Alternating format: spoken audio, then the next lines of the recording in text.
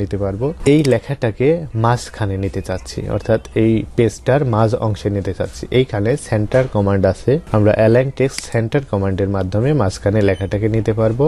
লেখাটাকে ডানে নেওয়ার জন্য আমরা অ্যালাইন টেক্সট রাইট ব্যবহার করব এবং লেখাটাকে বামে নেওয়ার জন্য আমরা লেফট ব্যবহার করব। তো আমি এই লেখাটাকে মাঝখানে রেখে দিচ্ছি এবং আমার নিচে একটি প্যারা আছে, যে প্যারার বামের দিকে লেখাগুলো এক সমান্তরালে আছে এবং ডান দিকে অসমান আছে। আমি চাচ্ছি এই প্যারাটাকে ডানে এবং বামে উভয় পাশে সমান করতে। তাহলে আমরা এখান থেকে জাস্টিফাই ক্লিক করব। জাস্টিফাই ক্লিক করলে দেখুন বামে এবং ডানে দুই পাশে আমার প্যারাটা সমান হয়ে গেল, লেখাটা সমান হয়ে গেল।